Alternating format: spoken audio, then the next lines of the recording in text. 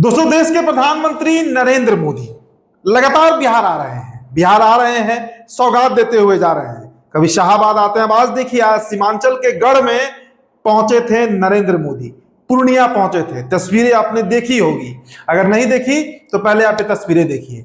पूर्णिया में एयरपोर्ट का उद्घाटन करते हुए नरेंद्र मोदी आज बिहार को एक बड़ा सौगात दिए। 36,000 करोड़, जी हां 36,000 करोड़ दोस्तों, करीब अनुमानित है 35,461 करोड़ रुपए का सौगात बिहार को आज केंद्र सरकार की तरफ से मिला है।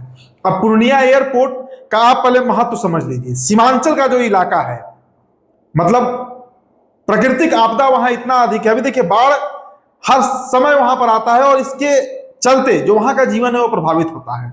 अब पूर्णिया से पहले तो जो पटना की कनेक्टिविटी थी वो बद से बदतर थी, मतलब 2005 के पहले की हम बात कर रहे हैं। लेकिन 2005 के बाद से पूर्णिया से पटना की कनेक्टिविटी तगड़ी हो गई। आप पूर्णिया से पटना या पटना से पूर्णिया 5.5 से 6 घंटे में पहुंच सकते हैं, जबकि दूरी करीब करीब 450 किलोमीटर की है। मैं पिछले लोकसभा चुनाव में दोस्तों करीब 7-8 बजे मेरा आना जाना हुआ था। अब एयरपोर्ट आने से क्या होगा और क्या क्या सौगात प्रधानमंत्री साहब ने दिया है, इस पर इस वीडियो में हम चर्चा करेंगे। सबसे पहले तो एयरपोर्ट अगर वहां मिलता है, कटिहार का इलाका हुआ, भागलपुर का इलाका हुआ, अररिया का इलाका हुआ, किशनगंज का इलाका हुआ, ठाकुरगंज का इलाका हुआ, यहां के लोगों को अब दरभंगा या पटना नहीं आना है। उनको फ्लाइट पकड़नी है, वो सीधा पूर्णिया एयरपोर्ट जा सकते हैं, जो वहां से 50 से 100 किलोमीटर की दूरी पर है, और आराम से वहां से वो फ्लाइट पकड़कर कहीं भी जा सकते हैं। तो सबसे तो पहला ये फायदा हुआ कि ट्रैवलिंग जो एक बहुत बड़ा सरदर्द था वहां के लोगों के लिए, बहुत बड़ा सरदर्द। या तो उनको बंगाल जाना पड़ता था फ्लाइट पकड़ने के लिए, या उनको पटना आना पड़ता था, और दोनों वहां से करीब करीब 350-400 किलोमीटर की दूरी पर है। मतलब एक बहुत त्रासदी का समय पूर्णिया के लोगों ने देखा, जो आज खत्म हो गई। तो प्रधानमंत्री साहब ने जो आज काम किया है और बिहार को जो सौगात दिया, एक एक करके दोस्तों आपको हम बताते हैं। सबसे पहले देखिए, 35,461 करोड़ रुपए का सौगात दिया गया है। अब इसमें पीएम मोदी ने कृषि और मखाना से जुड़ी योजना राष्ट्रीय मखाना बोर्ड की स्थापना करेंगे, जिससे बिहार का वैश्विक मखाना केंद्र के रूप में दर्जा जो है वो मजबूत होगा। तो एक तो हमने आपको बताया पूर्णिया एयरपोर्ट के बारे में। इसके अलावा मखाना को लेकर भी ये जो फंड आया है, इसे एक बड़ा काम करना है।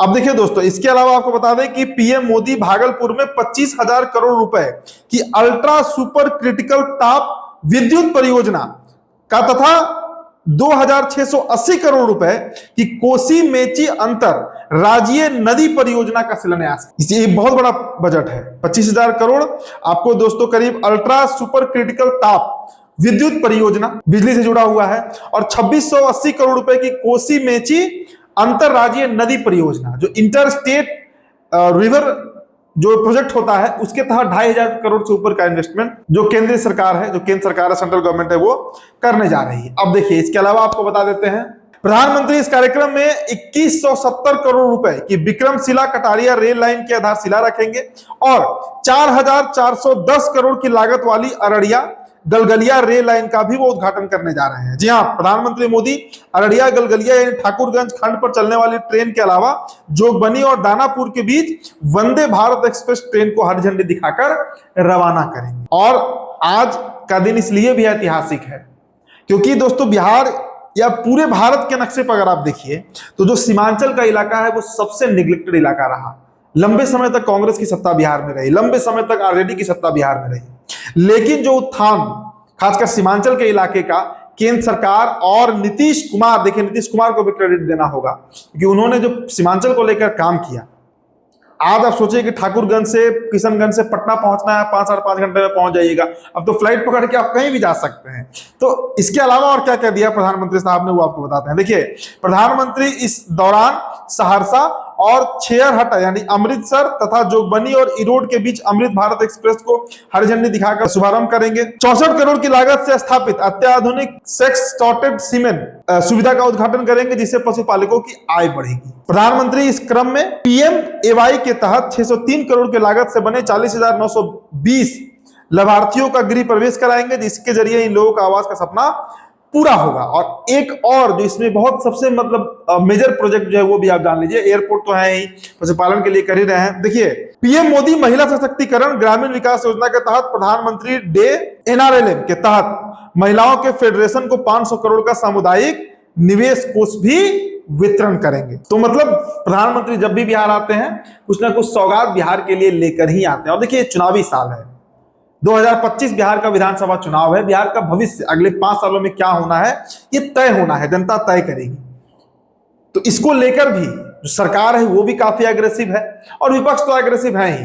लेकिन इस बीच जिस तरीके से प्रधानमंत्री का जो अभी इलाहाबाद का दौरा हुआ था, उसके बाद मधुबनी का हुआ था, फिर अभी पूर्णिया का हो रहा है, सीतामढ़ी का हुआ था, तो कई जगह पे अमित शाह भी आए थे, सीतामढ़ी के वहीं पर आए हुए थे। तो मिला जुला कर दोस्तों पूर्णिया के लिए आज का दिन सच में बहुत अच्छा है।